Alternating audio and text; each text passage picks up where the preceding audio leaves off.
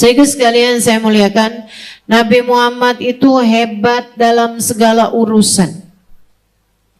Nabi Muhammad itu hebat dalam segala urusan. Kita pun juga jadi tahu hal tersebut. Baik dalam kitab maulid yang kita baca, ataupun dalam puji-pujian yang kita baca, ataupun juga kita tahu hal tersebut bahkan dari firman Allah Subhanahu wa ta'ala. Kita tahu mengenai luar biasanya Nabi Muhammad sallallahu alaihi wasallam dari apa yang dituliskan sejarah. Sehingga sekalian, namun meskipun ada banyak hal yang segala-gala tentang Nabi Muhammad luar biasa, kita tahu bahwa yang paling luar biasa dalam diri Nabi Muhammad adalah akhlak beliau yang mulia. Nabi Muhammad, A'udzu billahi minasyaitonir rajim. Wa innaka la'ala khuluqin 'adzim. Sesungguhnya engkau wahai Nabi Muhammad berada di atas budi pekerti yang mulia. Kak, Dek, Nak, kalau kamu pengen tahu akhlak yang terpuji itu yang semacam apa, tinggal kamu pelajarin akhlaknya Nabi besar Muhammad. Dan kalau kamu juga kepengen punya akhlak yang terpuji, maka deketilah Nabi besar Muhammad. Makanya nih, di kesempatan kali ini, saya ingin menyampaikan salah satu dari akhlak terpujinya Nabi kita Muhammad. Biar kenapa tujuannya? Satu, biar kamu tahu. Pertama, kamu tahu dulu, ya kan? Habisnya kamu tahu, kemudian kamu kepengen. Karena tahu aja tanpa diiringi dengan niat. Kepengen dulu nih, habis kepengen kemudian jadi niat. Habib Ali Habsyi bilang, fama min khuluqin fil bariyati mahmud illa wa huwa mutalaqqan an zainil wujud. Tidak ada satu sifat terpuji di atas semesta ini melainkan semuanya bersumber dari sang baginda Nabi besar Muhammad. Semua sifat bagus sumbernya, muaranya, asalnya dari Nabi Muhammad. Makanya kalau kamu lihat, kok akhlak saya nggak bener-bener ya? Kok dari dulu nih akhlak saya nggak bagus-bagus ya? Artinya kurang dekat sama Nabi Muhammad.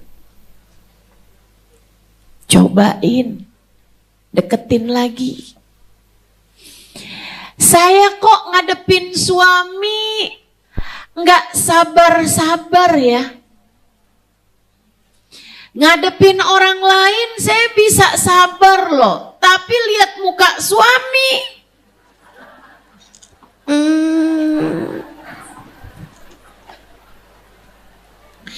Jangan-jangan memang ujian saya dari suami. Katanya seorang ibu nih dari Karawang. Bu, jangan-jangan saya nih mau dikasih pahala kayak pahalanya Nabi Allah Ayyub, pahalanya Nabi Allah Lut dan Nabi Allah Nuh, yang punya istri orang yang sangat fasik, na'udzubillah min dzalik. Orang yang sangat maksiat, na'udzubillah min dzalik.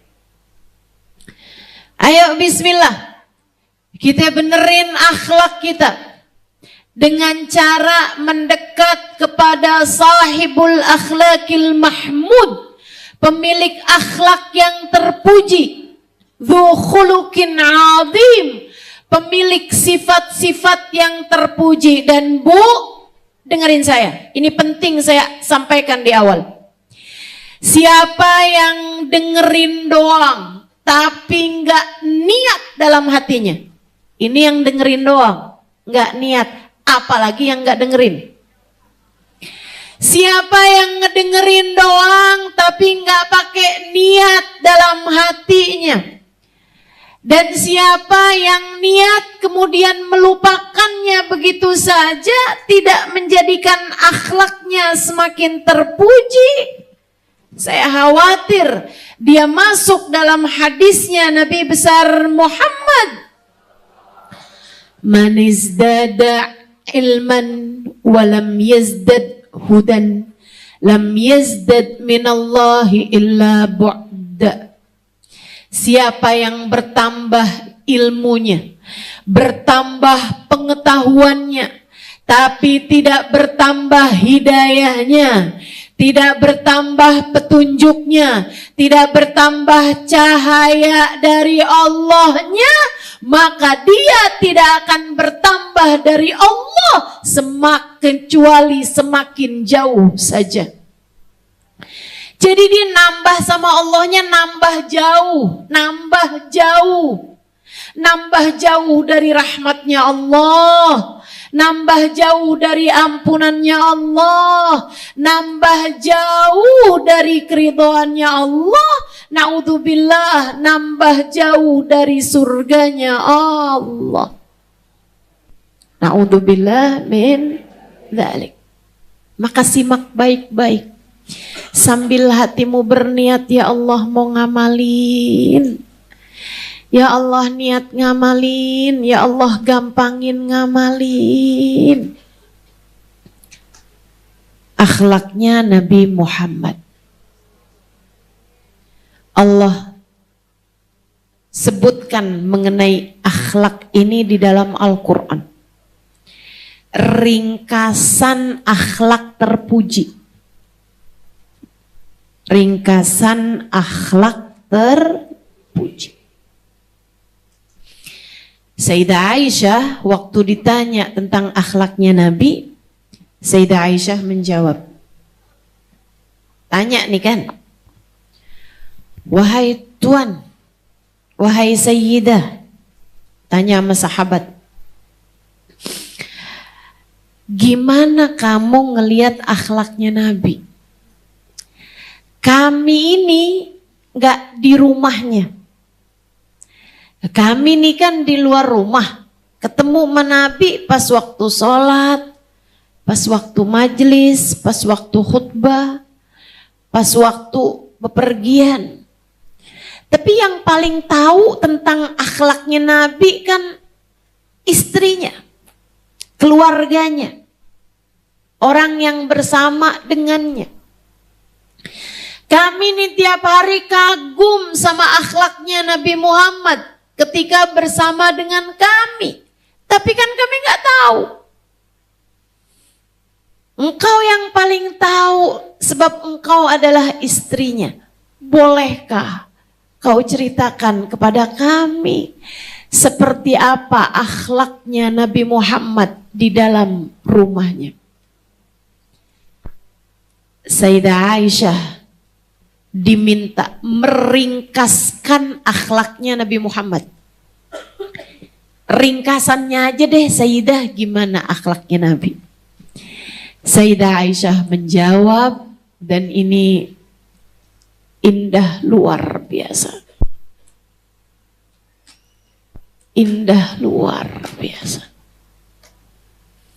Kamu mesti dengerinnya pakai hati, biar kamu pahami keindahannya. Kalau kamu sambil dengerin, sambil lihat Shopee, nggak kena tuh. Nggak kena.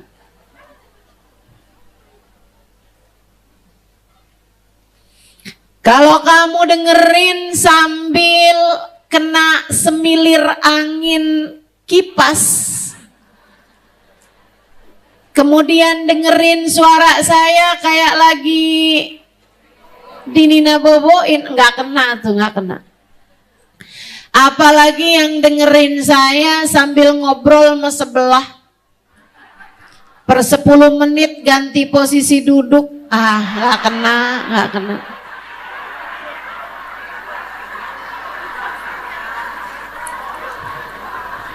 Apalagi sambil ngasih komentar, Ustazah kayaknya tambah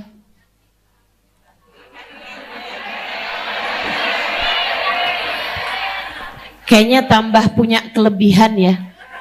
Kelebihan apa? Berat badan. Saudaraku sekalian yang saya muliakan, Sayyidah Aisyah ketika diminta meringkaskan akhlaknya Nabi Muhammad, Sayyidah Aisyah menjawab, kana khuluquhul Qur'an. Akhlaknya Nabi Muhammad adalah Al-Qur'an. Akhlaknya Nabi Muhammad adalah Al-Qur'an. Al-Quran berjalan, Al-Quran dipraktekkan dalam tubuh manusia, itulah Nabi Muhammad sallallahu alaihi wasallam. Kalau ada orang yang menjadi perwujudan Al-Quran di atas muka bumi ini, maka itulah baginda kita Nabi besar Muhammad. Semua tentang akhlak terpuji dalam Al-Quran ada dalam diri Nabi Muhammad. Dan semua yang Allah ceritakan tentang keburukan-keburukan jauh dari diri Nabi besar Muhammad. Kana khuluquhul Qur'an.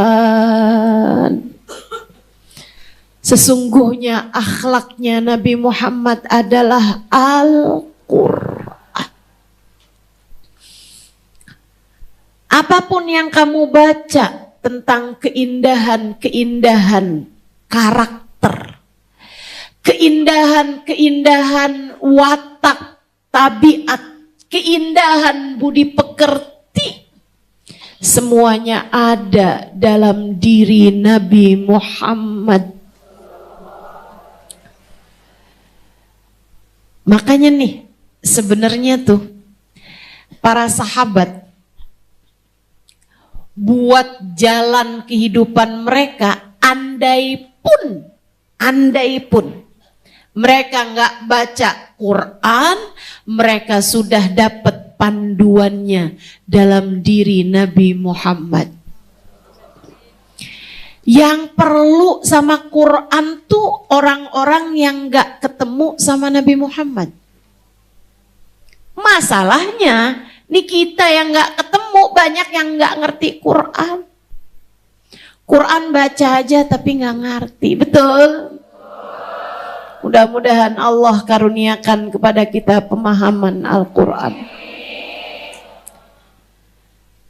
Para sahabat Nabi Muhammad sallallahu alaihi wasallam sampai bilang Nabi dari kagumnya ngelihat akhlaknya Nabi.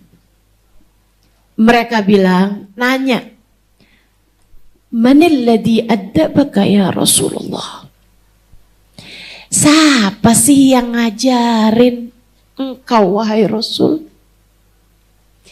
Siapa yang mengajarimu sampai sebegitu indah akhlakmu, sampai sebegitu mulia pekertimu? Siapa yang mengajarimu wahai Rasul? Sampai begitu indah jiwamu, begitu indah perlakuanmu kepada siapapun. Nabi tersenyum, kemudian menjawab, Adabani Rabbi fa ahsana ta'dibi. Adabani Rabbi. Yang mengajarkan adab kepadaku adalah Allah Tuhanku. Fa ahsana ta'dibi. Maka Allah begitu inkan adab kepadaku. Hasil didikan Allah. Hasil didikan Allah dalam diri baginda kita Nabi besar Muhammad. Ya Allah, Bu, saya berharap saya dengan menceritakannya kepadamu ketularan. Saya berharap saya dengan menceritakannya kepadamu kebahagiaan. Saya berharap dengan menceritakannya kepadamu kecipratan akhlaknya Nabi Muhammad sallallahu alaihi wasallam, pekertinya Nabi Muhammad sallallahu alaihi wasallam, perilaku indahnya Nabi besar Muhammad sallallahu alaihi wa ala alihi wa sahbihi wasallam. Dan semoga kamu yang mendengarnya juga, kita semuanya semoga mendapatkan cipratan, percikan bias dari cahaya indahnya akhlak Nabi besar Muhammad sallallahu alaihi wasallam. Salah satu dari yang ingin saya sampaikan kali ini. Nah, kalau mau ceritain semuanya kan nggak bisa nih. Ya, kita sedikit-sedikit aja belajarnya, tapi yang sedikit mudah-mudahan bisa diamali. A'udzu billahi minasyaitonir rajim. Alladzina yunfikuna fis sarra'i wad-dharra wal kadhiminal ghaidha wal 'afina 'anil nas wallahu yuhibbul muhsinin.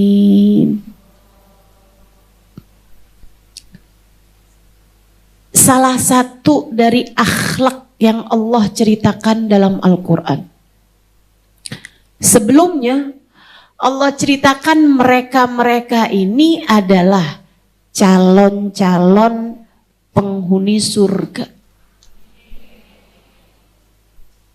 Mereka, Bu, yang berakhlak ini.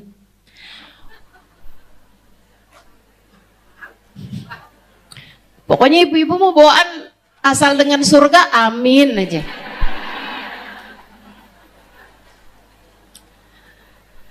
Ya, mudah-mudahan Allah karuniakan kepada kita sifat mulia sehingga kita pun juga menjadi salah satu dari calon penghuni surganya. Amin. Kata Allah, A'udzu billahi minasyaitonir rajim, wasari'u ila maghfiratin min rabbikum wa jannatin 'arduha as-samawati wal ardu 'iddat lil muttaqin. Bersegeralah kalian menuju ampunan Allah. Wa jannatin, bersegeralah kalian menuju surga. Arduhas samawati wal ardu, luasnya seluas 7 lapis langit dan lebih luas daripada bumi. 7 lapis langit tambah bumi, surga lebih luas daripada itu. Wa'iddat lil muttaqin, Allah sediakan buat orang-orang yang bertakwa. Siapa mereka ya Allah? Alladzina yunfikuna fis sarra'i wad dharra, Orang-orang yang bisa memberi, yang bisa berbagi, yang gak pelit. Yarhamukillah.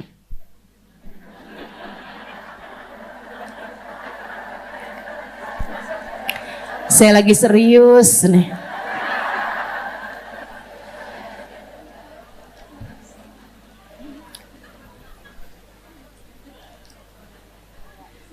Habisnya bersin Ustazah.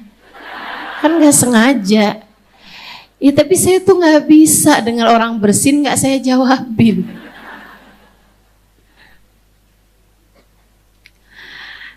Tahan bersin.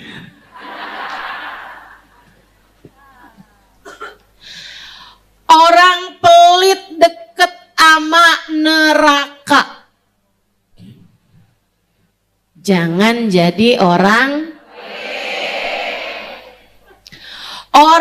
pelit jauh dari surga.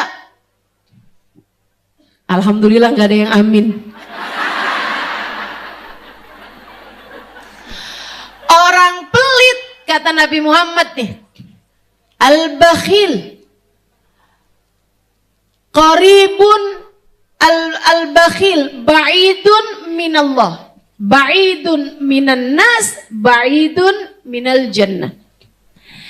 Kata Nabi Muhammad, orang pelit jauh dari Allah, jauh dari orang baik, jauh dari orang. Wa ba'idun minal jannah, dan juga jauh dari surga. Orang pelit jauh dari Allah, Bu. Allah gak demen sama orang pelit. Kata Allah, lah yang ngasih saya. Tapi kalau disuruh berbagi, kayak disuruh ngorbanin separuh nyawa. Pelit bener. Kayaknya nih yang pelit-pelit nih diminta dosa juga gak mau kayaknya. Sini deh dosa kamu saya minta, ogah. Sayang bener. Dari pelitnya tuh.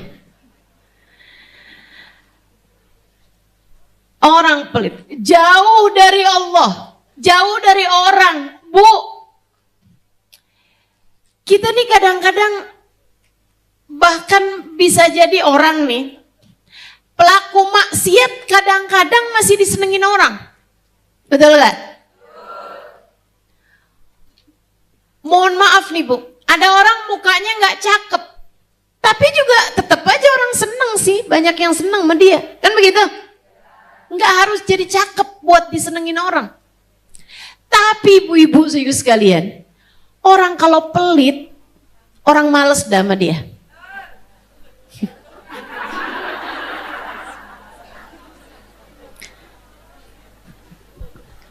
Tungguin tuh yang nyaut betul, bisa jadi kamu yang kayak begitu.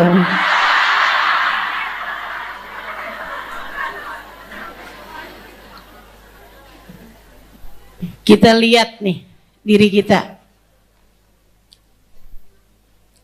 Kayaknya nggak sedermawan itu juga kita. Betul gak? Orang tuh kalau urusan pelit gitu ya, orang suka ngelihatnya tuh orang kaya. Kayaknya yang boleh pelit tuh cuma orang kaya gitu.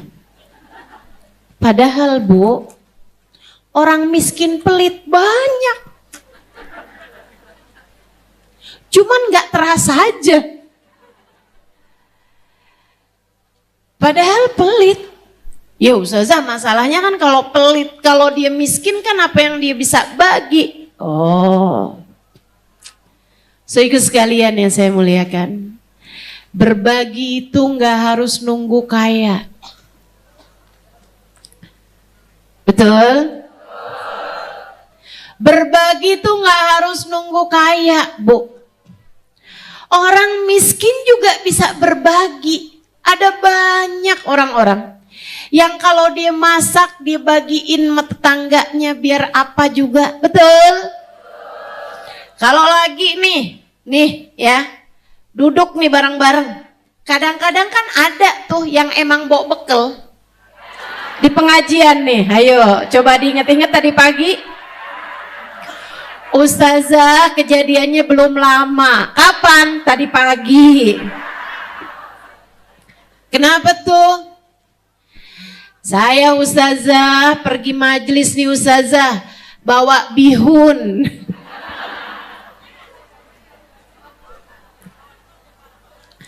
Sama lontong. Ustazah, saya lagi makan nih ustazah. Tetangga sebelah ngeliatin.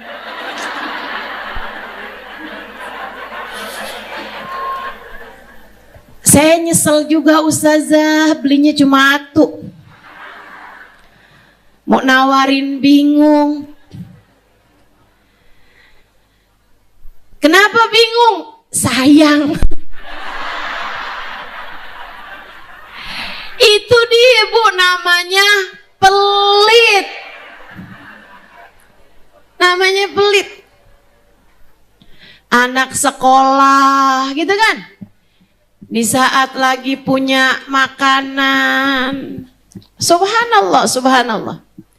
Subhanallah. Saya belum terbebas dari sifat ini.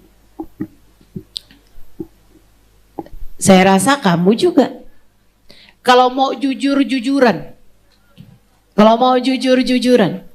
Siapa di antara kita yang sungguh-sungguh dermawan? Nabi Muhammad sallallahu alaihi wasallam. Akramun nas linnas. Sedermawan-dermawannya orang. Bu, nih saya ceritain dermawannya Nabi Muhammad.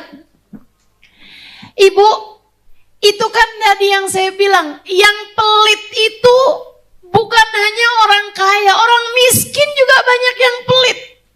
Saya sedang membahas ini untuk melihat kepada penyakit diri kita masing-masing. Biar kita mudah-mudahan terbebas dari sifat yang satu ini, pelan-pelan, pelan-pelan. Belajar berbagi. Pelan-pelan, pelan-pelan kita belajar menekan ego diri untuk mampu memberi.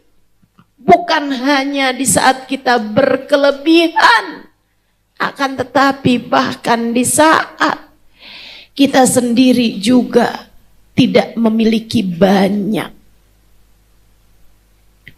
Saudaraku sekalian yang saya muliakan, Nabi Muhammad, Bu. Ceritanya Jabir bin Abdullah. Atau ganti deh. Ceritanya Abu Hurairah. Ceritanya Abu Hurairah. Kata Abu Hurairah, saya keluar dari rumah, dari masjid. Abu Hurairah itu termasuk ahli suffah. Ahli suffah itu santri pertamanya. Santri pertama dalam Islam tuh namanya ahli suffah. Santri-santrinya Nabi Muhammad sallallahu alaihi wasallam. Di masa Madinah, di masa hidupnya Nabi Muhammad, jumlah mereka terus bertambah. 1, 2, 3, 4, 5 orang. Sampai akhirnya berjumlah 40-an orang. Di saat masa akhir hidupnya Nabi Muhammad sallallahu alaihi wasallam. Mereka adalah orang-orang dari luar kota, dari kabilah yang jauh-jauh, datang ke Madinah nggak punya siapapun sebatang kara, nggak punya rumah, nggak punya kerjaan, nggak punya apa-apa, tinggal di masjidnya Nabi Muhammad.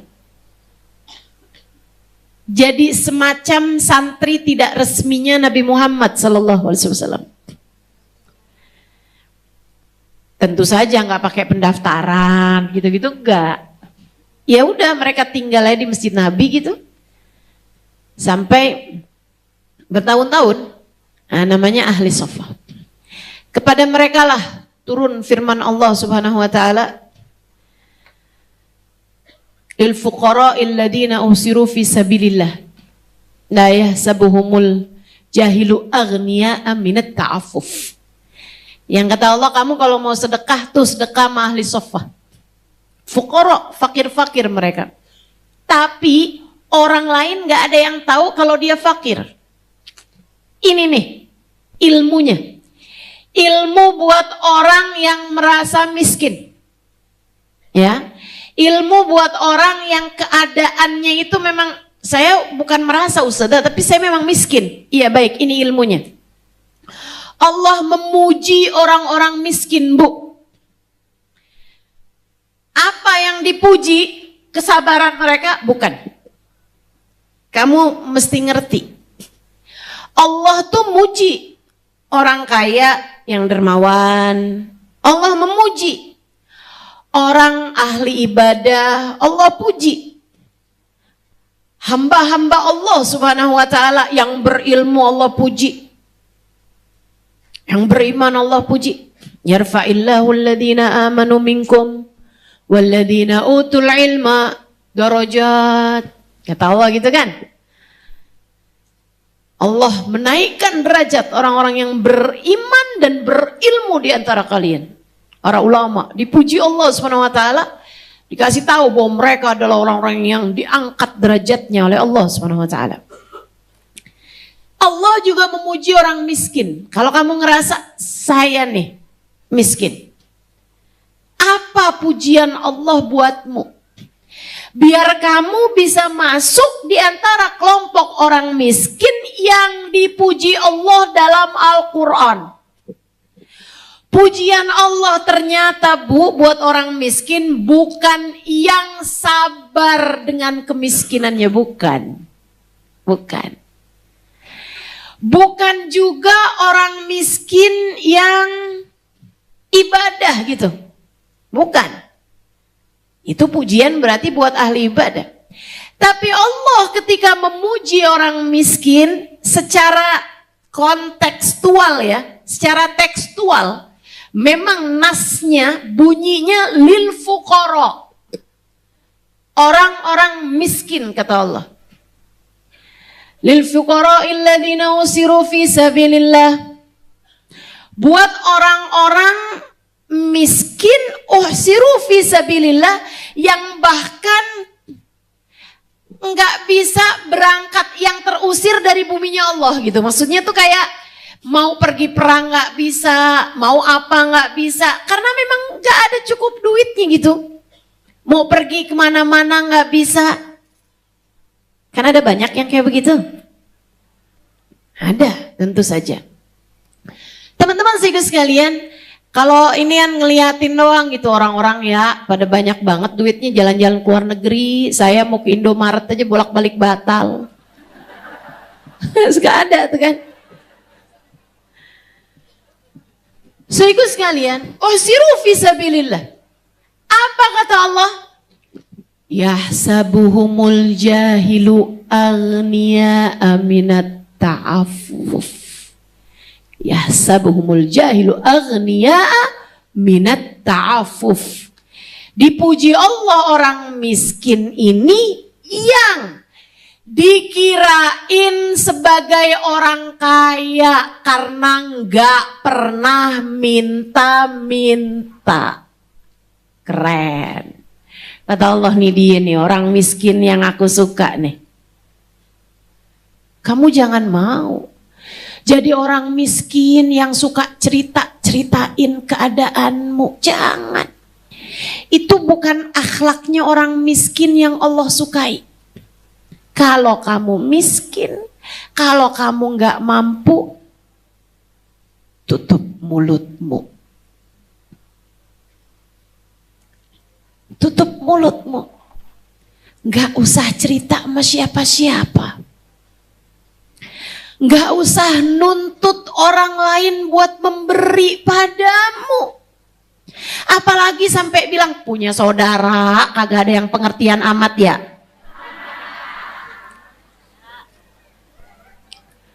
Punya saudara, nggak ada rasa-rasa saudara, nggak gitu. Atau cerita sih enggak, tapi baju robek-robek dipakai mulu. Padahal ada yang lain.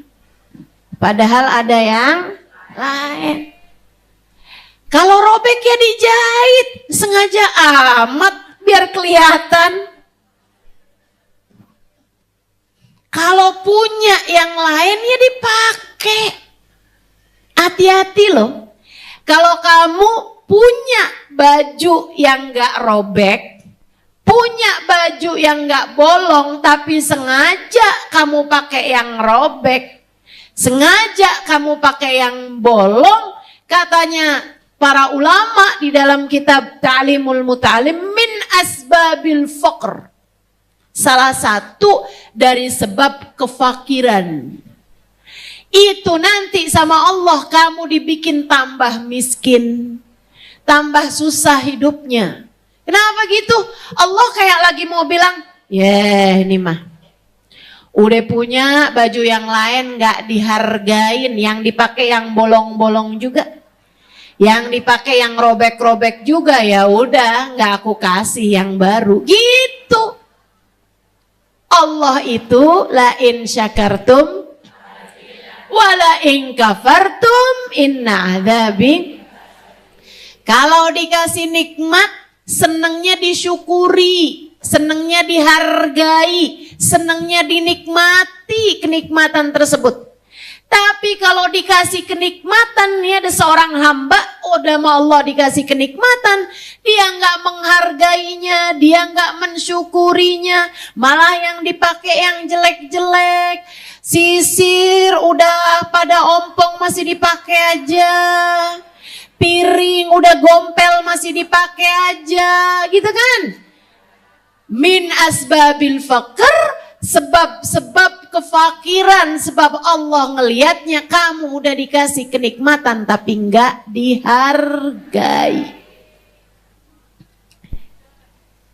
Kembali kepada sifat kedermawanannya Nabi besar Muhammad. Jadi kalau ada orang miskin, kemudian semua yang jelek-jelek dipakai, terus padahal dia punya yang bagus, itu berarti dia adalah orang yang pelit bahkan kepada diri sendiri. Itu di atasnya pelit tuh. Namanya syuh dalam bahasa Arab. Syuh. Man yuqa syuhha nafsihi faulaika humul muflihun.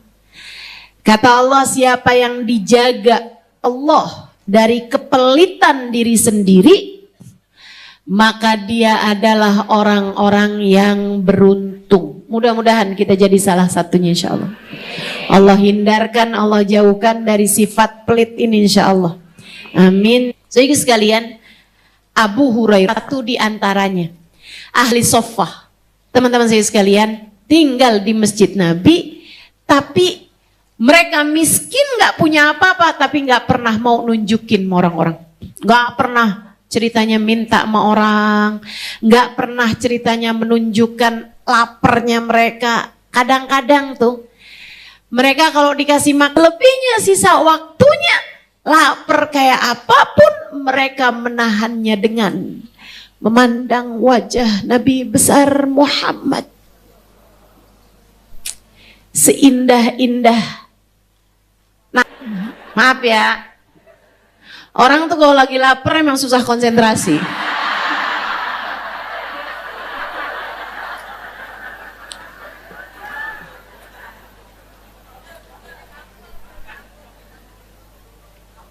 Jangan pada nawarin bihun.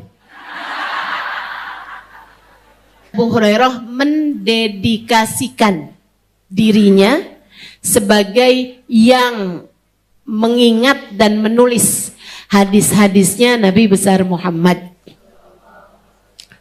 Emang tugasnya dia gitu, kayak sasi ucapan-ucapannya Nabi Muhammad. Abu Hurairah, teman-teman, lapar.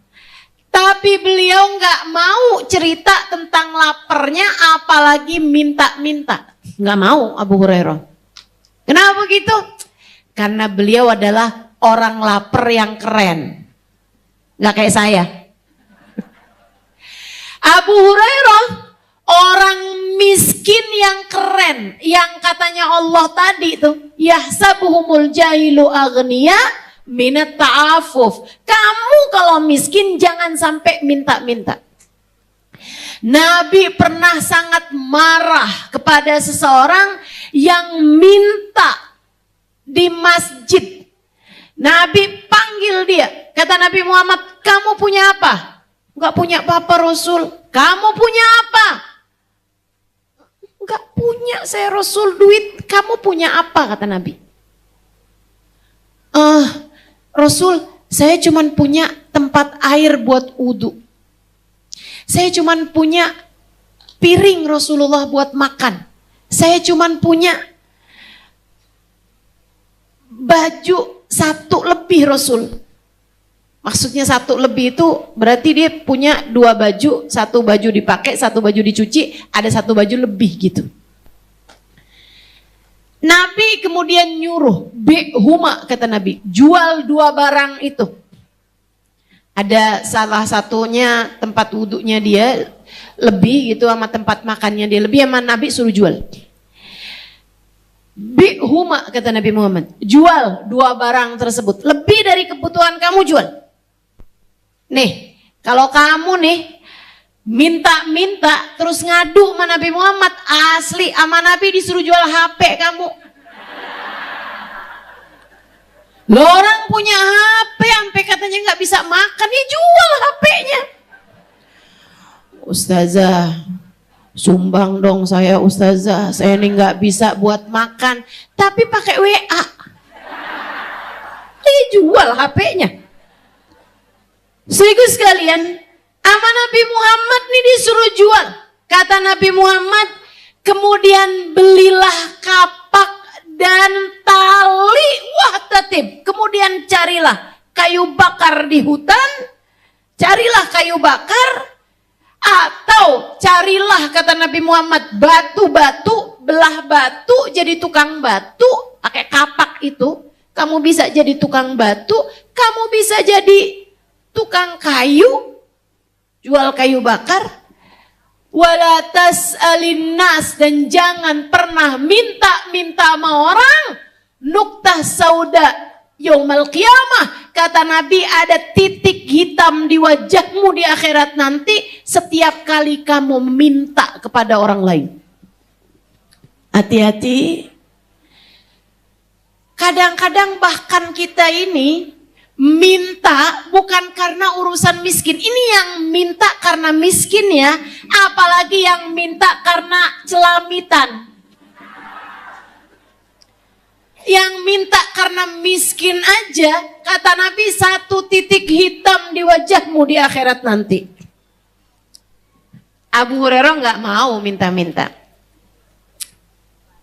Ngelihat orang, siapa nih ya kira-kiranya, ketemu Sayyidina Umar. Ya Umar, Abu Hurairah lagi ada di jalanan siang-siang panas begini. Iya nih, saya mau nanya dong. Oh boleh, urusan fikih. Apa tuh? Zakatnya kambing kamu inget gak? Maksudnya biar diingetin mah kambing gitu. Kali-kali kok kamu nanya-nanya urusan kambing, kenapa Abu Hurairah? Kamu lapar ya gitu harapannya. Tapi kan terkadang memang gak semua harapan sesuai dengan kenyataan. Oh Abu Hurairah zakatnya kambing. Kan 41 ekor kambing, selebihnya setiap 121 2 ekor kambing, selebihnya setiap 100 1 ekor kambing, bukan? Per 100-nya 1 ekor kambing. Sesudah 121. Dia bilang, iya sih benar. Udah inget Abu Hurairah? Udah inget. Ada lagi Abu Hurairah? Enggak ada. Baik kalau gitu, jalan. Kayaknya kambing kemahalan kali ya. Gak semua orang juga punya daging. Ketemu Sayyidina Abu Bakar. Nanyain urusan kurma. Nah, kalau kurma kan rata-rata banyak orang punya nih di Arab. Nanyain kurma di Arab tuh kayak orang nanyain beras di kita. Wah, Abu Hurairah lagi ada di jalanan. Iya nih, Abu Bakar. Abu Bakar, saya mau nanya dong zakatnya kurma. Oh boleh. zakatnya gimana Abu Bakar? Oh tergantung kan, kalau ia diturunin pakai nungguin hujan sama kalau nggak nungguin hujan. 1/20 atau 1/10 kan? Iya sih. Udah ingat? Iya. Oke deh kalau gitu. Ya. Mungkin Sayyidina Abu Bakar juga sedang sama tidak punyanya. Karena beliau tuh suka gitu. Kaya. Tapi ntar duitnya dikeluarin semua. Sayyidina Abu Bakar. Sahabat paling dermawan. Teman-teman, Sayyidina Abu Bakar. Diminta sama Nabi. Ayo siapa yang pada punya harta? Kita mau pergi perang. Kumpulin hartanya semua. Sayyidina Umar bawa setengah hartanya, semua diparok-parokin sama Sayyidina Umar. Bawa. Sambil berpikir, kayaknya nih sekarang saya bisa ngalahin Abu Bakar nih, sedekahnya. Bawa. Nabi Muhammad nanya, seberapa banyak ini dari hartamu wahai Umar bin Khattab? Sayyidina Umar bilang, ini separohnya wahai Rasulullah. Sambil seneng gitu, bisa ngasih separoh dari harta. Jadi kayak beras diparo, duit diparo, semua diparo. Nah, dia dibawa kepada Nabi Muhammad. Nggak lama Sayyidina Abu Bakar datang. Nabi begitu ngelihat Sayyidina Abu Bakar dengan banyaknya yang beliau bawa, sampai kayak segala-gala dibawa sama Sayyidina Abu Bakar. Nabi pertanyaannya bukan seberapa banyak ini dari hartamu wahai Abu Bakar, tapi Sayyidina Abu Bakar nanya, Sayyidina Rasulullah nanya, apa yang kamu tinggalkan buat keluargamu wahai Abu Bakar? Kayaknya kamu bawa semua nih Abu Bakar.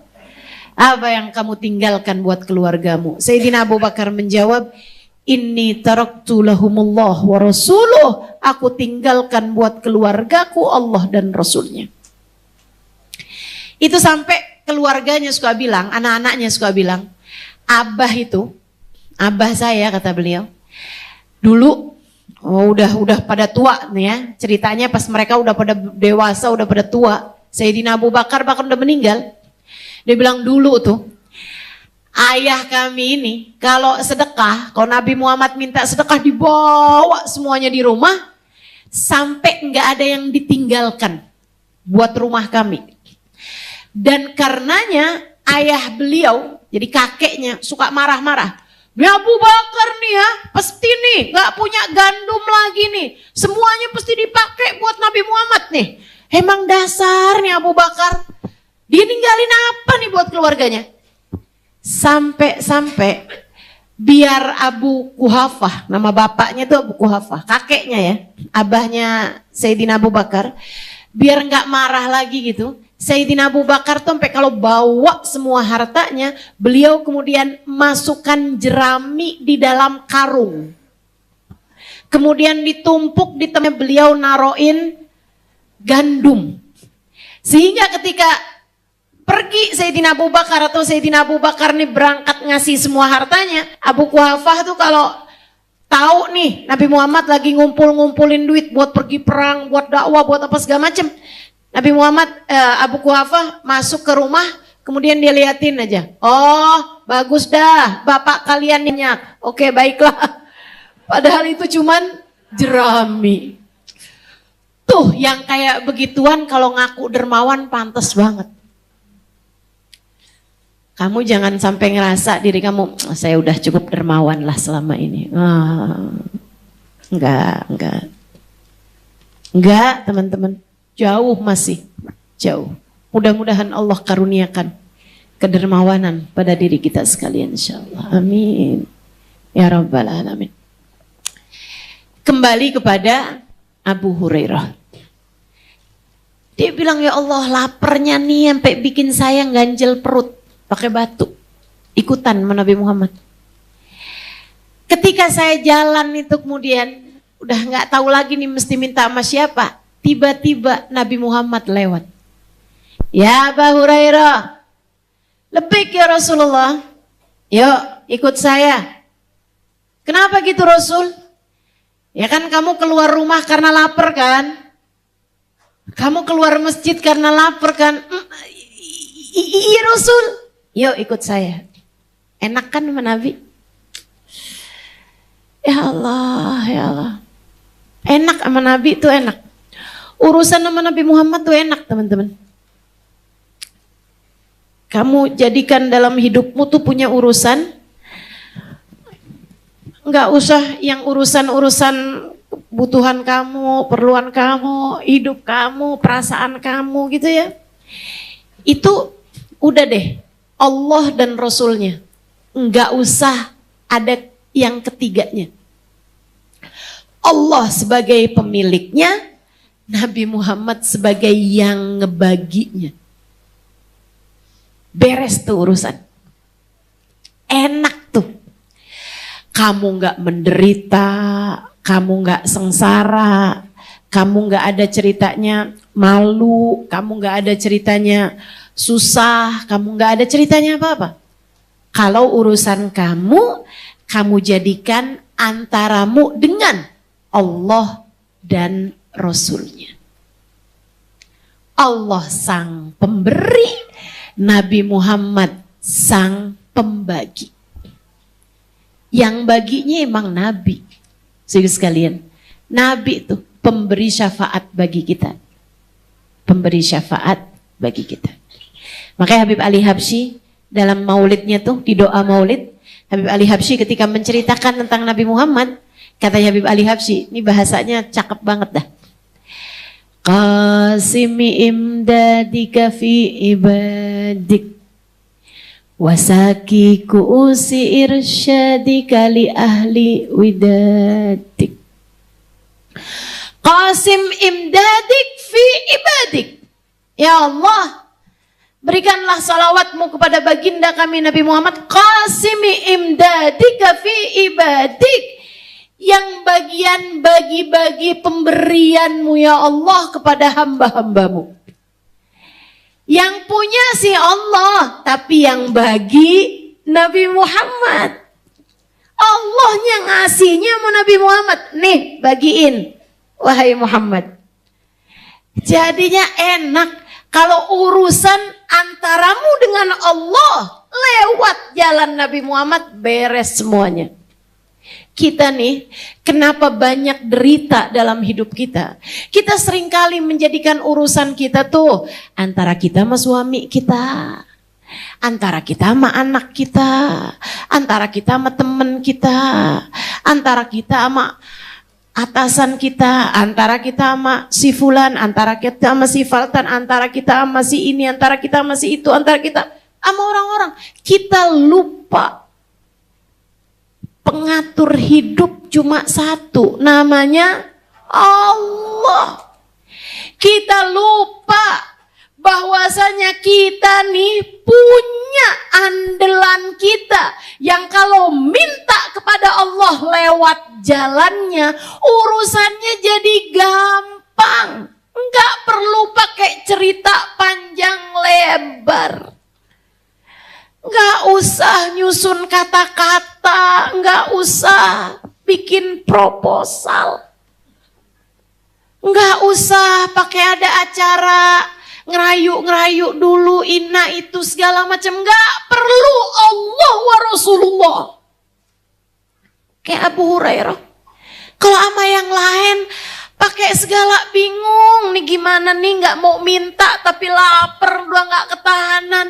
Sampai nanya-nanya urusan zakat segala macam, sindir-sindir, melintir-melintir kata-kata, nyinggung-nyinggung, nggak pakai. Allah dan Rasulnya jalan paling cepat. Andalan kita semuanya. Kenapa mau-maunya hidup kamu dibikin menderita? Urusan-urusan duit, urusan-urusan harta, minta sini, minta situ. Saudaraku sekalian yang saya muliakan, Allah dan Rasulnya semua akan jadi mudah. Abu Hurairah, katanya Nabi Muhammad SAW, ya Abu Hurairah, kemana Rasul? Ke rumah putriku Fatimah. Emang kenapa Rasul? Kamu lapar kan? Sama Abu Hurairah. Kata Nabi Muhammad, Sudah 3 hari 3 malam tidak masuk sesuatu pun ke dalam perut saya selain air putih belaka. Paling enak urusan Nabi Muhammad. Perlu panjang-panjang cerita. Beliau merasakan apa yang kita rasakan. Enak. Udah apa-apaan tuh yang deket menabi, solawatan menabi, dan liatin bagaimana Allah memberi kemudahan dengan cara yang indah untuk berbagai macam urusan-urusanmu itu. Yang cinta sama Nabi, yang seneng menabi, teman-teman, deketin Nabi Muhammad Sallallahu Alaihi Wasallam dan liatin urusan gak ada yang berat kalau sudah kamu taruh di hadapan Allah di pintu Rasulullah. Kamu taruh di hadapan Allah di pintunya Rasulullah. Beres tuh pasti. Saudara sekalian yang saya muliakan, diajak Abu Hurairah. Ternyata Sayyidah Fatimah baru dapat semangkok susu. Nabi tuh lapar setengah mati. Ya kan? Kemudian dikasih tahu, Rasul di rumah Fatimah ada semangkok susu. Nabi pergi ke rumah putrinya Fatimah untuk minum susu itu. Lagi lapar loh ini. Laparnya tuh udah 3 hari gak makan. Gak kayak laparnya kita. Gak kayak laparnya saya yang cuman urusan belum sarapan. Kadang-kadang nih teman-teman ya saya juga sih. Urusan belum sarapan itu padahal udah ganjel. Bukan pakai batu tapi pakai roti. Betul? Saya juga sama Ustazah suka ganjel tapi pakai lemper. Teman-teman sekalian, kemudian nih Nabi lapar setengah mati, punya semangkok susu yang ada di pikirannya Nabi Muhammad yang Allah sampaikan. Alladzina yunfikuna fis sarra'i wad-dharra.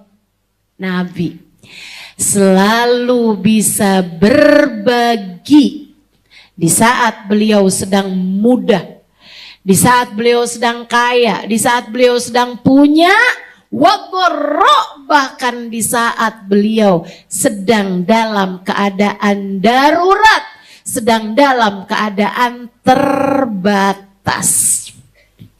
Semuanya serba terbatas, bisa masih berbagi kepada orang lain. Itu sih kalau kita lagi lapar, punyanya semangkok susu doang, kita malah mikirnya begini, ya ampun mana nendang.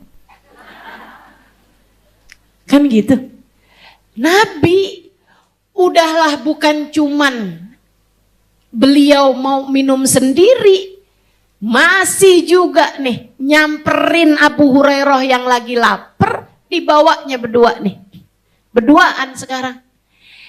Sampailah kemudian Nabi Muhammad di rumah Sayyidah Fatimah barengan sama Abu Hurairah. Kemudian Sayyidah Fatimah ngasih semangkok susu tersebut. Abu Hurairah ngeliatin yang ada dalam pikiran Abu Hurairah. Nih ya, lapar banget loh. Semangkok susu ini ya. Gak mungkin saya duluan yang minum, gak sopan. Tapi kalau Nabi duluan yang minum, mudah-mudahan gak dihabisin sama Nabi.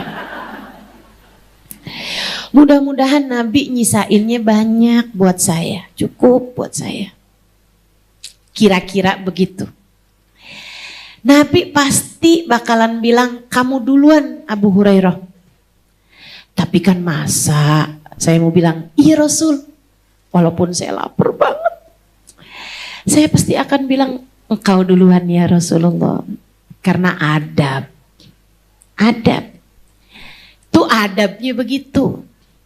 Kita tuh sama orang-orang yang kita muliain duluin. Bu ya? Jangan sampai nih ada ustazah lagi kondangan. Pas waktu giliran mau ngambil rendang, sisanya tinggal lengkuas. Sian tuh. Ambilin dulu. Kamu lihat ada yang lebih tua, kamu lihat orang tuamu, kamu lihat orang-orang yang kamu muliakan, duluin mereka. Adab. Saudaraku sekalian yang saya muliakan, tenang, saya nggak kondangan. Kamu nggak usah khawatir, oh berarti kalau ustazah kondangan, mesti nyiapin rendangnya duluan. Saya nggak kondangan teman-teman, jarang banget ya saya kondangan. Saudaraku sekalian saya muliakan, akhirnya nih Nabi itu dia tuh, Nabi itu kamu nggak usah ngomong panjang-panjang, nggak usah cerita, nggak usah. Tapi ini serem juga sih, saudaraku sekalian, karena Nabi nggak bakalan bisa kamu bohongin. Suamimu bisa kamu bohongin, yang lain-lain bisa bohongin. Nabi itu nggak bisa dibohongin. Nabi tahu. Jadi Nabi ketika ngelihat Abu Hurairah kayak begitu tuh, Nabi malah bilang begini, kam ahli soffah ya Abu Hurairah. Berapa banyak ahli soffah wahai Abu? Banyak Rasul. Ahli soffah, teman-teman saya di masjid situ, banyak Rasul. Nadihim. Panggil mereka, bilang Nabi Muhammad punya semangkok susu.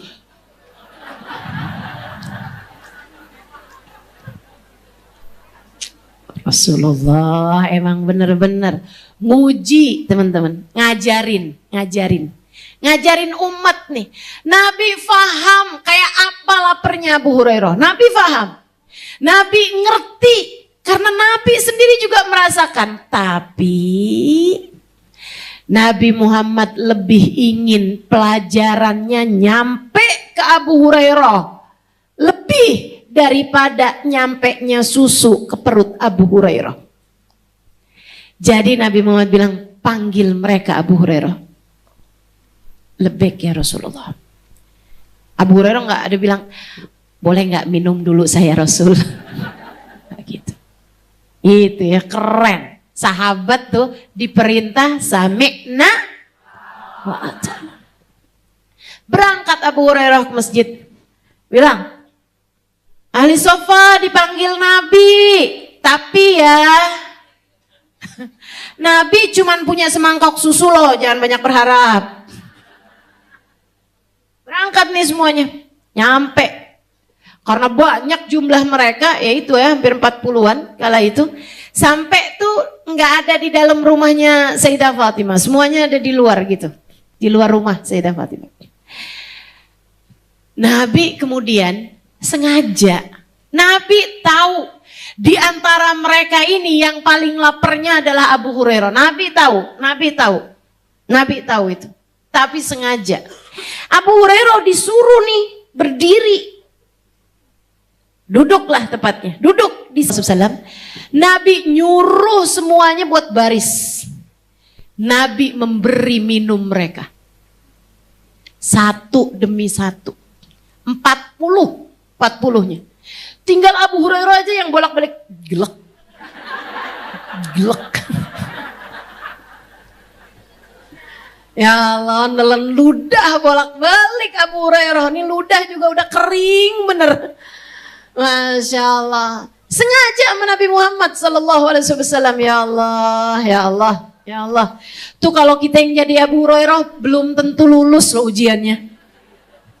Aduh. Sambil ngeliatin aja itu susu, habis nggak ya?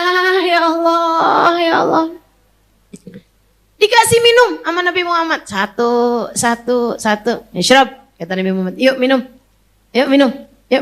Satu lagi. Yuk minum. Dan subhanallah tuh susu nggak tahu gimana ceritanya kagak habis-habis. Kayak ada kerannya gitu.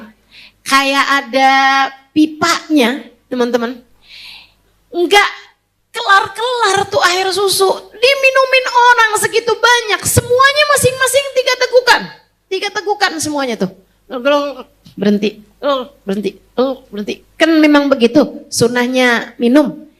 Udah tuh 3, udah selesai. 3, udah selesai. Lumayan ini gitu buat perut mereka. So ikut sekalian, sampai tuh udah selesai. Mereka semuanya, mereka pulang. Sekarang tinggal berdua dengan sisa susu yang sangat sedikit sekali di situ.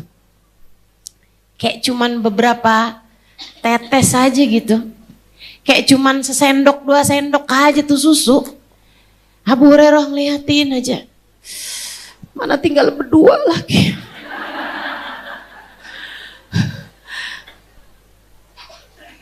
Nabi terus bilang sama Abu Hurairah, "Ishrab ya Abu Hurairah. Sekarang giliran kamu Abu Hurairah, yuk minum." Abu Hurairah, "Bal anta ya Rasulullah." Kau duluan aja wahai Rasul. Menjaga adab kan. Santri ini kan. Bal anta ya Rasulullah. Kata Nabi Muhammad, nah ada hadisnya nih yang terkenal. Saqil qaum akhiruhum syurba. Yang memberi minum orang lain, dia semestinya yang paling akhir minumnya. Kalau kamu jadi sohibul bait, kamu makannya jangan duluan. Kalau kamu jadi panitia maulid,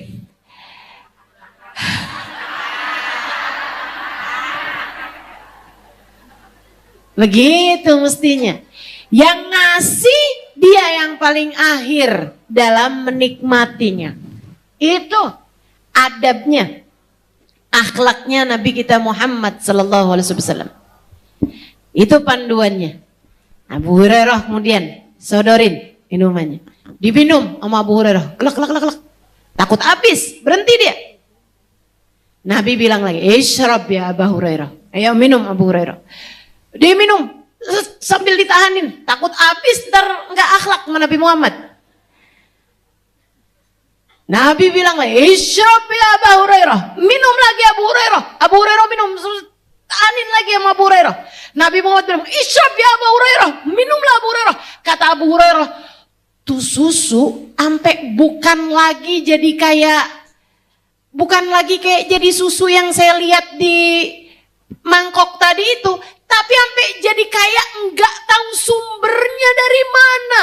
Susu itu kayak kata Abu Hurairah, "Wa mazalan Nabi sallallahu alaihi wasallam yaqulu li ishrab ya Abu Hurairah, ishrab ya Abu Hurairah hatta tala."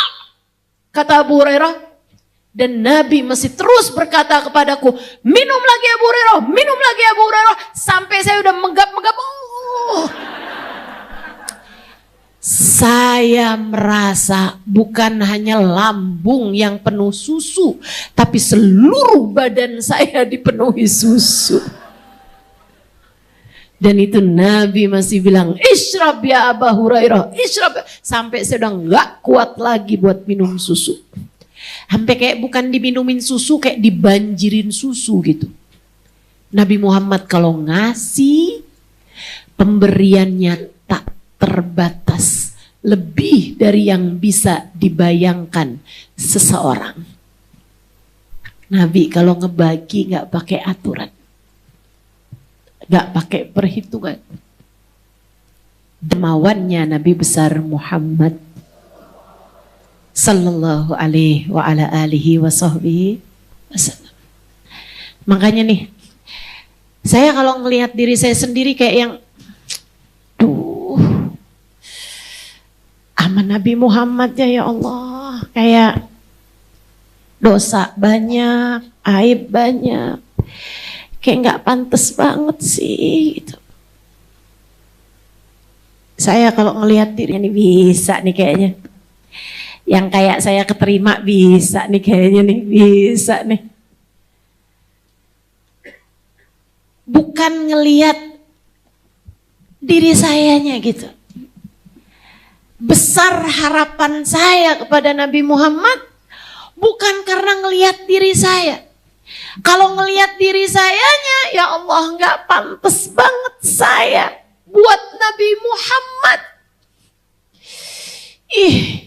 Ini kayaknya ngotor-ngotorin barisan nih kalau ada saya di dalam barisannya Nabi Muhammad. Tapi kalau ngelihat Nabi Muhammadnya, beliau mengatakan syafaati li ahlil kabair min ummati.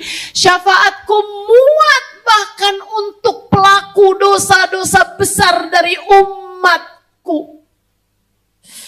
Alhamdulillah, alhamdulillah, alhamdulillah. Makanya senang saya hadir-hadir di majelis-majelis maulid bersama denganmu.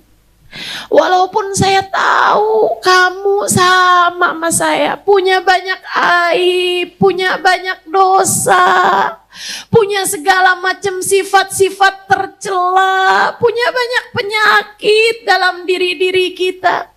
Tapi harapan saya besar bukan kepada saya atau kepada kamu, melainkan kepada Nabi Muhammad.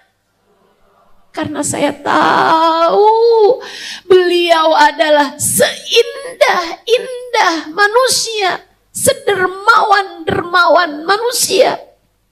Dan beliau adalah seseorang yang diberi oleh Allah Subhanahu wa taala banyak sekali, sehingga pemberian tersebut ketika dibagi-bagikan tak akan pernah habis.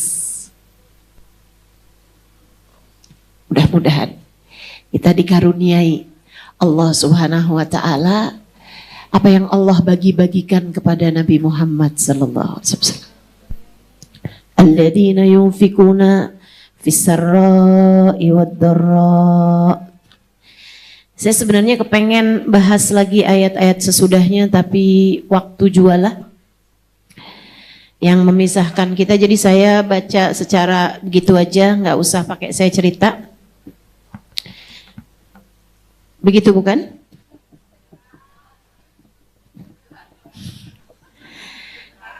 Alladzina yunfikuna fis sarra'i wad-dharra. Orang-orang yang bisa berbagi di saat dia mudah, di saat dia punya banyak. Wad-dharra, bahkan di saat dia punyanya terbatas. Bahkan di saat dianya sendiri dalam keadaan darurat, dharra. Di saat dianya sendiri dalam keadaan kesusahan, bisa tetap berbagi. Keren banget kan? Sehingga sekalian yang saya muliakan, tuh sifat indah ini ada dalam diri Nabi Muhammad sallallahu alaihi wasallam. Selain daripada wal kadhiminal ghaidha, orang-orang yang bisa menahan emosi di saat kemarahan itu datang. Di saat apa yang terjadi pantas membuat dia emosi. Kita nih dalam hidup, pasti nggak semua hal terjadi sesuai dengan ekspektasi kita. Ada banyak hal terjadi di luar harapan kita. Ada banyak orang-orang di sekitar kita yang menjadi tidak sesuai dengan apa yang kita inginkan. Bukan begitu? Orang atau kejadian di sekitar kita. Kita berharap sesuatu tapi tidak terjadi, atau kita takut sesuatu terjadi tapi itu kemudian terjadi. Disitulah hati kita diuji dengan emosi. Sehingga sekalian, di saat kamu nggak mau suamimu berpaling hati, atau kamu nggak mau suami kamu berbagi, tiba-tiba kamu kelihatan ada WhatsApp, pemberitahuan WhatsApp di HP suami kamu pas dia lagi di kamar mandi. Sudah transfer belum sayang?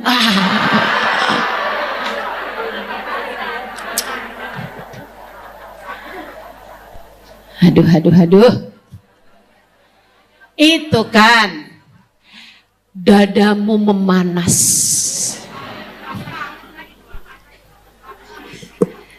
Kamu tahu?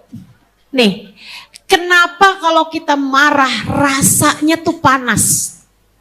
Dan rasa panas itu teman-teman, ini bukan sekedar kata-kata panas gitu. Enggak, tapi emang gerah beneran. Betul gak? Tiba-tiba aja keringetan. Tiba-tiba aja kayak panas banget gitu. Emang orang kalau lagi emosi kan rasanya kan panas. Betul gak? Kamu pernah gak lihat orang lagi marah-marah kemudian keringetan? Pernah lihat gak? Sering kan? Sering kan lihat? Orang kalau lagi marah-marah keringetan sering apa gak? Sering. Mukanya merah. Kenapa coba mukanya merah? Karena panas. Kamu juga kalau lagi panas kan, depan api misalnya, muka kamu merah apa malah pucet? Merah teman-teman sekalian. Tahu kenapa kemarahan itu rasanya panas? Nabi Muhammad cerita. Innal ghadab minasyaitan wasyaitanu minan nar wa la yudfi'un nar illa al-ma' fa idza ghadiba ahadukum falyatawadda. Kata Nabi, kemarahan itu sumbernya dari setan. Setan itu dibuat dari api. Api rasanya? Kamu tahu kan? Jadi kalau lagi kamu marah, emosi, dada kamu rasanya memanas. Tuh dia tuh. Kamu mesti ngingetin diri sendiri. Ini dia nih setan. Setan.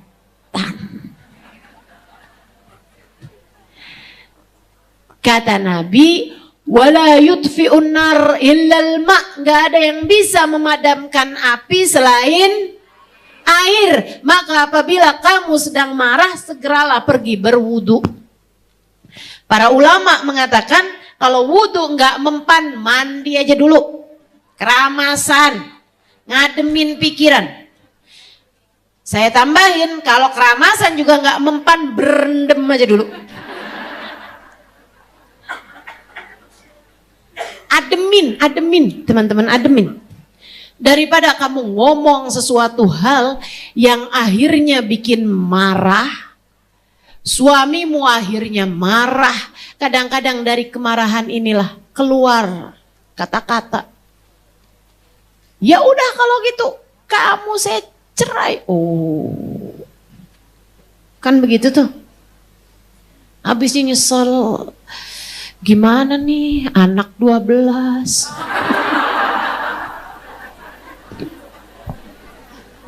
Ayolah. Jangan deh, jangan mau tersulut emosi. Allah cerita akhlak terpuji selain daripada kamu akhlak terpuji, kamu orang bertakwa, kamu dijanjikan surga. Kata Allah, satu, orang yang bisa berbagi, bukan hanya di saat dia sedang muda, sedang kaya, sedang mapan, tapi bahkan di saat kamu sendiri sedang dalam keadaan terbatas. Itu satu. Kemudian yang kedua, wal kadhiminal ghaidha, orang yang mampu menahan emosi. Nabi itu urusan diapain aja nggak ada emosi-emosinya, teman-teman. Nggak ada emosinya. Ya Rasulullah, ketidainak. Ada orang tiba-tiba datang, bajunya Nabi, kerah Nabi ditarik sama dia. Di tengah sahabat-sahabat. Ketidainak, bayar utang kamu tuh. Jangan nunda-nunda bayar utang. Sayyidina Abu Bakar, Sayyidina Umar, buka pedangnya. Langsung taruhin ke lehernya dia nih dari belakang. Ya Rasulullah, kalau engkau izinkan saya bunuh sekarang, saya bunuh nih Rasul. Untungnya Nabi wal kadhiminal ghaidha. Orang yang tidak bisa dikalahkan oleh kemarahan. Nggak bisa dikalahkan oleh emosi. Nabi itu orang yang emosinya paling stabil. Sestabil-stabil manusia terhadap emosinya adalah baginda kita Nabi besar Muhammad Sallallahu alaihi wasallam. Berarti Nabi nggak pernah marah, Ustazah. Nabi nggak pernah marah buat diri beliau. Tapi Nabi sangat marah ketika agama yang bisa dijadikan fitnah. Bisa fitnahnya itu datangnya ke agama gitu, ke Islam. ke Islam. Itu Nabi marah. Contohnya gimana Ustazah? Nih ya, bukan berarti Nabi nggak pernah marah. Nabi marah, teman-teman sekalian. Nabi pernah marah kepada Sayyidina Mu'ad bin Jabal. Ketika Mu'ad bin Jabal ngimamin orang bacanya Al-Baqarah. Nabi marah. Nabi marah. Nabi panggil Sayyidina Mu'ad bin Jabal. Kemudian Nabi menyampaikan, afattanun anta ala dinika ya Mu'ad. Kamu mau jadi tukang fitnah terhadap agama Islam ini wahai Mu'ad? Hah? Kenapa Rasul? Kenapa Rasul? Kamu ngimamin orang pakai baca Al-Baqarah surat-surat panjang. Kamu mau jadi tukang fitnah di agama ini wahai Mu'ad? Enggak Rasul, enggak Rasul. Jangan lagi-lagi Mu'ad. Kata Nabi Muhammad, kalau kamu jadi imam, maka persingkatlah baca suratnya. Jangan sampai orang bilang, jangan masuk Islam, sholat mulu, gak bisa ngapa-ngapain, sholatnya panjang, sampai kita gak bisa kerja, sampai gak bisa apa, jangan. Jangan sampai kamu jadi fitnah terhadap agama ini wahai Mu'ad. Lebih ya Rasulullah, lebih ya Rasulullah. Nabi marah. Kalau kita kan malah sok-sokan kalau jadi imam suratnya panjang. Giliran sholat sendirian bismillahirrahmanirrahim. Allahu Akbar, ya Allah. Ada yang begitu? Mana orangnya? Ada ngaku ya. Wal kadhiminal ghaidha. Nabi nggak pernah marah buat diri beliau sendiri. Nabi marah buat Islam. Itu kan nggak nyakitin Nabi tuh. Orang baca surat panjang gak nyakitin Nabi teman-teman. Tapi itu bisa bikin sesuatu yang gak bagus terhadap agama Islam. Nabi marah karena hal tersebut. Wal afina anin nas. Kemudian disebut Allah selanjutnya adalah orang-orang yang bisa selalu memaafkan kesalahan orang lain. Yuk belajar. Mudah-mudahan kita semuanya dikarunia ini. 3 sifat ini ya, indah benar. Bisa berbagi bahkan saat kekurangan. Kemudian yang keduanya mampu menahan emosi. Jangan marah. Oh yang tadi gimana tuh Ustazah, belum kelar ceritanya. Oh Nabi dipegang kerah bajunya. Sayyidina Umar kemudian siap ama pedangnya. Ya Rasulullah, jika engkau izinkan saya untuk bunuh dia, saya bunuh dia di tempat ini sekarang juga. Kata Nabi Muhammad, ijlis ya Umar, ijlis ya Umar. Masukkan kembali pedangmu itu Umar, duduk. Idza aradta an ta'mur famurhu famurni bihusnil qada, bihusnil qada wa murhu bihusnil talab. Kalau kamu mau ngerjain sesuatu Umar, nasehatin aja. Nasehatin dia kalau nagih baik-baik, nasehatin saya biar bagus bayar utang. Coba tuh. Nabi nih. Nabi loh ini. Kata Nabi Muhammad, kalau kamu ada sesuatu yang mau kamu lakukan Umar, lebih baik perintahkan saya biar bagus kalau bayar utang, perintahkan dia biar bagus kalau nagih. Nabi kemudian bilang, utang saya kan belum jatuh temponya ya. Kata Nabi gitu. Maksudnya Nabi ini mau ngasih tahu sahabatnya bahwa saya bukan nunda-nunda bayar utang. Kamu jangan sampai salah paham. Nabi Muhammad bilang, utang saya belum jatuh tempo kita. Kalau kamu bisa meletakkan diri kamu serendah-rendahnya, ego kamu nih, selalu aja bilangin ke diri sendiri, saya ini orang yang bahkan masuk neraka aja pantes. Kamu gak bakalan gampang tersinggung. Kalau ada orang ngata-ngatain kamu, gitu ya, terus bilang itu, dasar, misalnya nyebutin, dasar kamu binatang berkaki 4 yang hukumnya najis mughaladoh. Saya soalnya nggak mau sebut namanya. Misalnya gitu ya. Teman-teman sekalian, nah ini kan misalnya kamu dikata-katain seperti itu sekalipun, Kalau kamu selalu mikirnya bahwa saya nih bahkan masuk neraka aja pantas. Disebut binatang, dia ngerasa binatang masih lebih bagus daripada saya. Binatang gak masuk neraka, saya bisa masuk neraka. Nggak tersinggung. Mau masuk ke majelis nih, karena datangnya awal, tapi yang dimasukin yang lain-lain, kamu nggak dimasukin, misalnya gitu. Kamu nggak tersinggung juga. Kenapa gitu? Ya Allah, dihadirkan di majelis aja udah bagus nih orang kayak saya nih. Nggak boleh masuk, emang belum pantas sih. Gitu. Nggak yang kemudian astagfirullah.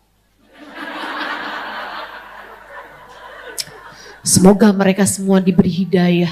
Apalagi kayak gini nih, dia nggak tahu siapa saya. Wah tuh, itu tuh kata-kata betapa hatimu sering kali mengatakan hal yang semacam itu. Betul?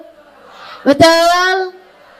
Teman-teman sekalian, saya muliakan, penyakit kita ini nih. Penyakit dalam bahasa Arab namanya anani. Dari kata-kata ana. Siapa saya? Dari kata-kata saya. Itu teman-teman sekalian, dia nggak tahu tuh siapa saya. Kalau dia tahu, dia nggak bakalan perlakukan saya seperti ini. Dia nggak tahu aja siapa saya. Teman-teman sekalian, kalau kamu terus ditanya balik sama malaikat, emang kamu tahu siapa kamu? Nah lo, kamu mau jawab apa? Kalau pertanyaan itu kamu balikkan kepada Allah Subhanahu wa Ta'ala, ya Allah, seperti apakah engkau memandang saya? Enggak akan pertanyaan, dia enggak tahu siapa saya. Enggak akan pernah terlontar dari hati kamu. Mudah-mudahan Allah karuniakan adab kepada kita. Karuniakan akhlak terpuji kepada kita. Sehingga kita nggak jadi orang yang gampang tersinggungan, gampang emosian. Biar kita ngerti tawadu, kita ngerti di hamba yang menempatkan diri sesuai dengan posisi kita, insya Allah. Mudah-mudahan Allah karuniakan kepada kita setinggi-tinggi akhlak, sebagus-bagus pekerti. Mudah-mudahan kita bisa mengamalkan apa yang kita dapat pada hari ini. Sifat-sifat mulia ini juga semoga bisa jadi sifat kita, insya Allah. Jadi orang-orang yang dermawan, jadi orang yang gak emosian, jadi orang yang mudah memaafkan. Wa ila hadratin Nabi Muhammad sallallahu alaihi wasallam. Alamin ar-Rahmanir Rahim Maliki yaumiddin. Iyyaka na'budu wa iyyaka nasta'in. Ihdinas siratal mustaqim. الذين أنعمت عليهم غير المغضوب عليهم ولا الضالين آمين. اللهم بحق الفاتحة برمة الفاتحة بركة الفاتحة تفتح لنا أبواب الخير، تؤمن لنا معاملة أهل الخير، تكفينا من جميع الفتن والمن بؤس وضير. إنك ولي كل خير متفضل بكل خير برحمتك يا أرحم الراحمين. اللهم إنا نسألك زيادة في الدين، بركة في الأمور، وعفوا عند الحساب، وأمانا من العذاب، ونصيبا من الجنة، ورزقنا النظر إلى وجهك الكريم. اللهم أحسن أخلاقنا فإنه لا يحسنها إلا أنت.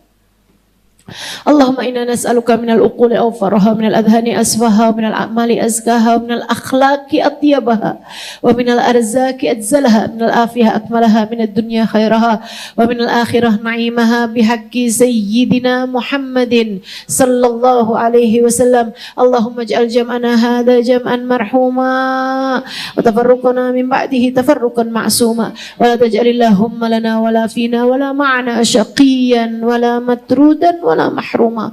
اللهم ربنا آتنا في الدنيا حسنة وفي الآخرة حسنة وقنا عذاب النار بفضل سبحان ربك رب العزة أما يصفون وسلام على المرسلين والحمد لله رب العالمين.